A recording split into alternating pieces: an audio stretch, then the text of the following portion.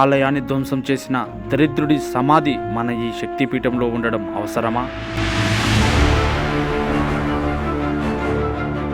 శక్తి, భక్తి, చరిత్ర కలిసిన అద్భుత శక్తిపీఠం అలంపూరు జోగులాంబ క్షేత్రం. బహమనీ సుల్తాన్ల దాడుల్లో తీవ్రంగా దెబ్బతిన్న ఆలయం.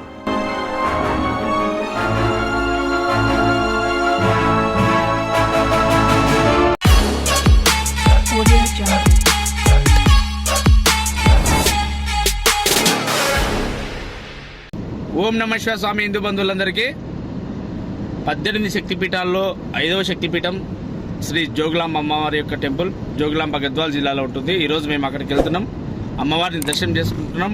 మీకు ఆలయం చూపిస్తాం, తుంగభద్ర నదిని చూపిస్తాం.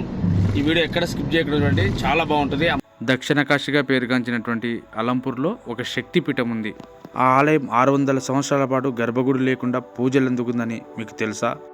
అవును, నేను మాట్లాడేది అలంపూర్లో ఉన్నటువంటి జోగులాంబ అమ్మవారి టెంపుల్ గురించి.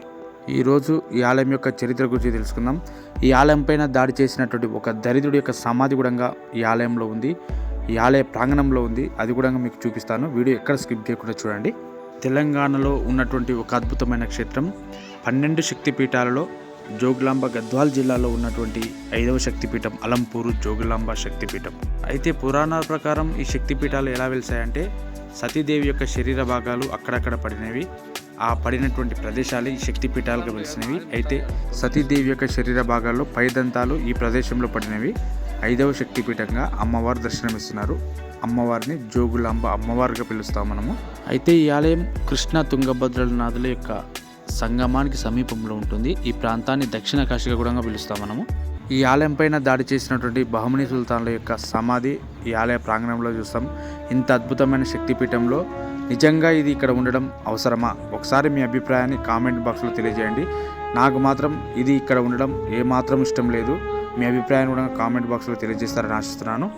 అయితే 7-8వ శతాబ్దాలలో బాదామి చాళుక్యులు ఈ ప్రాంతాన్ని పరిపాలన చేశారు. వారి యొక్క పరిపాలనా కాలంలోనే ఈ అమ్మవారి యొక్క శక్తిపీఠం చాలా అద్భుతంగా తీర్చిదిద్దబడి అద్భుతమైన శిల్పకళలతో తయారు చేయబడింది.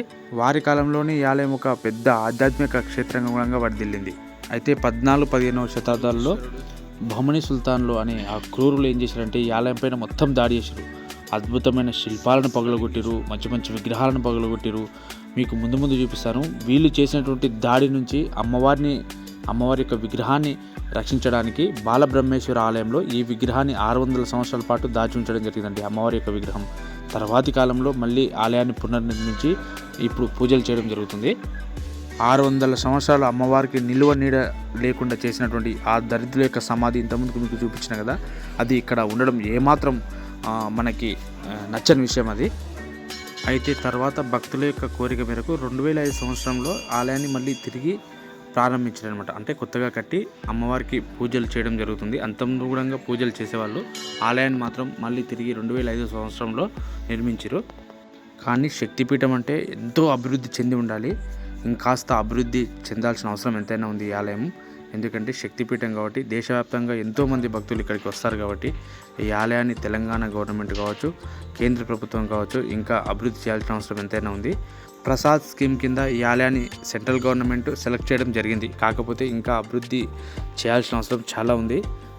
ఈ ఆలయం యొక్క నిర్మాణం చూస్తే మతి పోతుందండి, అంత అద్భుతంగా ఉంటుంది. ఎటు చూసిన శివలింగాలు, అమ్మవారి యొక్క ఆలయం చాలా అద్భుతంగా ఉంటుంది. భక్తులకు చూడడానికి ప్రతి ఒక్కరు ఈ ఆలయాన్ని సందర్శించాలి. ఇక్కడ మంచి మంచి శాసనాలు ఉన్నాయి. ధ్వంసంలో పాడైపోయినటువంటి విగ్రహాలని, ఆ శాసనాలని లోపల భద్రపరచడం జరిగింది. మీకు అవి చూపిస్తున్నాను, చూడొచ్చు. మంచి మంచి శాసనాలు ఉన్నాయండి. అవి ఇప్పటికీ మనకు అర్థం కావు, అంత అద్భుతమైన శాసనాలు ఉన్నాయి.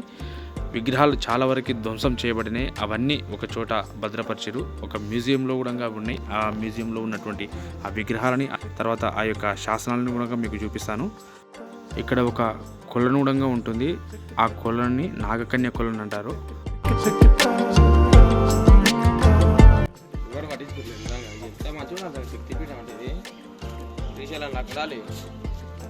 బహమనీ సుల్తాన్లో దాడి చేశారని చెప్పిన కదా, ఇక్కడ చూడండి ఒక నంది విగ్రహం తల పోయిందండి, తలన్ని నరికేసారు. ఈ ఆలయంలో చూసినట్లయితే చాలా శిల్పాలు, మంచి మంచి శిల్పాలు దాడిలో ఏవైతే ధ్వంసమైనవో అవన్నీ తీసుకొచ్చి ఇక్కడ పెట్టడం జరిగింది. మనం ఇప్పుడు వాటిని చూస్తున్నాం. ఇక్కడ శివలింగం ఉన్నాయి. ఇలాంటి శివలింగాలు ఈ యొక్క జోగులాంబ టెంపుల్లో చాలా ఉన్నాయి. ప్రస్తుతం మనం నవబ్రహ్మ ఆలయాల సముదాయంలో ఉన్నాము. అక్కడ చాలా శివలింగాలు ఉన్నాయి. ఈ యొక్క ఆలయం పైన బహమనీ సుల్తాన్లు దాడి చేశారని ఇందాక మీకు చెప్పిన దాని యొక్క ఆనవాళ్ళు మీకు చూపిస్తా చూడండి. ఇక్కడ చూడండి, ఒక శిల్పం ఉంది. తల కావచ్చు, చేతులు కావచ్చు, చాలా వరకు నరికేసారు. ఇక్కడైతే ఈ శిల్పాన్ని దాదాపు లేకుండా చేశారనమాట. ఒక చేతి మాత్రమే కనిపిస్తుంది. ఇట్లా ఈ గుడిని మీరు వచ్చినప్పుడు బాగా అబ్జర్వ్ చేస్తే మొత్తం మంచి మంచి శిల్పాలని ధ్వంసం చేయడం జరిగింది. కాళ్ళు విరగొట్టడం, చేతులు విరగొట్టడం ఇక్కడ చూడొచ్చు. ఎంత అద్భుతమైనటువంటి ఈ ఆలయాన్ని ధ్వంసం చేసినటువంటి ఆ దరిద్రుడి యొక్క సమాధి కూడా ఈ ఆలయంలోనే ఉంది. ఇంకా ఈ గవర్నమెంటు ఏదైనా యాక్షన్ తీసుకొని నిజంగా ఆ యొక్క సమాధిని లేపేస్తే మాత్రం మనం చాలా హ్యాపీగా ఫీల్ అవుతాం. ఎందుకంటే ఒక చెడు చేసినటువంటి వ్యక్తి యొక్క సమాధి ఇక్కడ ఉండడం కరెక్ట్ కాదు. చూడండి, ఎంత మంచి ఆలయాన్ని ఏ విధంగా ధ్వంసం చేసిండు ఆయన, దాడి చేసి అనేది మనకి ఇక్కడ కనిపిస్తుంది. ఇది అలంపూర్ జోగులాంబ ఆలయం యొక్క పరిస్థితి. ఇక్కడ చూడండి, కాళ్ళు విరగొట్టబడింది ఈ యొక్క శిల్పాంది. ఇట్లా చాలా అబ్జర్వ్ చేస్తే మీకు చాలా కనిపిస్తాయి. ప్రతి ఒక్కరూ ఈ శక్తిపీఠానికి విచ్చేయండి. తెలంగాణలో ఉండడం మన గర్వకారణం. ఇక్కడికి ఖచ్చితంగా మీరు రండి. వస్తే ఈ ఆలయాన్ని కంప్లీట్గా చూడొచ్చు. ధ్వంసమైన యొక్క శిల్పాలను చూడొచ్చు.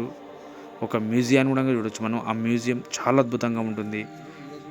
నంది విగ్రహం యొక్క తల పోయింది, ఇందాక చూపించిన కదా. ఈ ఆలయానికి సంబంధించి ఒక అద్భుతమైన మ్యూజియం ఉంది. ఇప్పుడు అందులోకి మనం వెళ్తున్నాం. ఆ మ్యూజియంలో ఉన్నటువంటి శిల్పాలు కావచ్చు, శాసనాలు కావచ్చు, మొత్తం సేకరించి ఇక్కడ తీసుకొచ్చి పెట్టడం జరిగింది. ఎందుకంటే ధ్వంసమైనప్పుడు ఇవి కూడా చాలా వరకు ధ్వంసమైనవి. వాటిని సంరక్షించాలనే ఉద్దేశంతోన గవర్నమెంట్ ఒక మంచి మ్యూజియాన్ని ఏర్పాటు చేసి వాటన్నిటిని ఇక్కడ భద్రపరచడం జరిగింది. చూడండి, అప్పుడు వేసినటువంటి శాసనాలు, తర్వాత వచ్చిన రాజులు ఎవరైతే ఉన్నారో వారు వేసినటువంటి శాసనాలు కావచ్చు, వారు ఏర్పాటు చేసినటువంటి శిల్పాలు కావచ్చు, అన్నీ ఇక్కడ ఏర్పాటు చేశారు. ఈ క్షేత్రాన్ని సందర్శించడానికి వచ్చినప్పుడు మాత్రం ఖచ్చితంగా ఈ ఆలయాన్ని, ఈ మ్యూజియాన్ని మాత్రం మిస్ కాకండి. ఎందుకంటే ఈ మ్యూజియంలో అద్భుతమైన శిల్పకళకు సంబంధించినటువంటి శిల్పాలు అయితే ఉన్నాయి.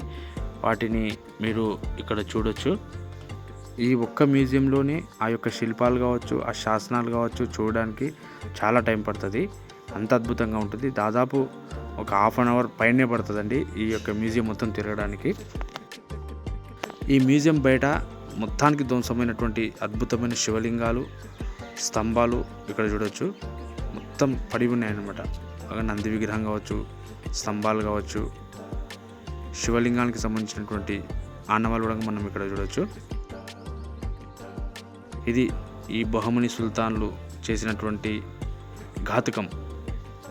ఇందాక చెప్పిన కదా, ప్రసాద్ స్కీమ్ కింద ఈ టెంపుల్ సెలెక్ట్ అయిందని. దానికి సంబంధించినటువంటి బోర్డు సెంట్రల్ గవర్నమెంట్ వాళ్ళు ఇక్కడ ఏర్పాటు చేశారు. కృష్ణా తుంగభద్ర నదుల యొక్క సంగమాన్ని మనం ఇక్కడ చూడొచ్చు. తుంగభద్ర నది ఒడ్డున ఈ యొక్క ఆలయం ఉంది. ఈ యొక్క శక్తిపీఠాన్ని ప్రతి ఒక్క హిందూ బంధువు సందర్శిస్తారని మనస్ఫూర్తిగా కోరుతున్నాను. ఇంకొక అద్భుతమైన విషయం ఏంటంటే, ఈ అలంపూర్ ఆలయానికి 2 కిలోమీటర్ల దూరంలో పాపనాశి దేవాలయాల యొక్క సముదాయం ఉంటుందండి. అది మీరు తప్పకుండా చూడాల్సినటువంటి ఒక అద్భుతమైన క్షేత్రం.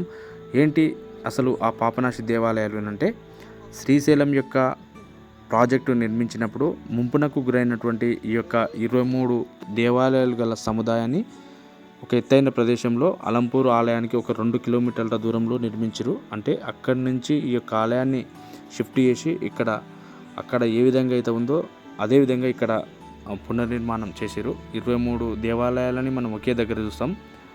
ఇది కూడా ఒక అద్భుతమైనటువంటి దేవాలయాల సముదాయం. ఇది కూడా మీరు ఖచ్చితంగా చూడండి. ఒక 2 కిలోమీటర్ల దూరంలో ఉంటుంది. ఇదండి అలంపూర్ ఆలయం యొక్క చరిత్ర. ఈ వీడియో మీకు నచ్చినట్లయితే తప్పకుండా ప్రతి ఒక్క హిందూ బంధువుకు ఈ వీడియో షేర్ చేస్తారని, ఈ వీడియోని లైక్ చేసి మీ యొక్క అభిప్రాయాన్ని ఈ కామెంట్ బాక్స్లో తెలియజేస్తారని మనస్ఫూర్తిగా కోరుతూ, జై శ్రీరామ్, జై హింద్, ఓం నమః శివాయ. జోగులాంబ అమ్మవారి యొక్క కృప ప్రతి ఒక్క భక్తునిపై ఉండాలని మనస్ఫూర్తిగా కోరుతున్నాను. మరొక మంచి వీడియోతో మళ్ళీ కలుద్దాం.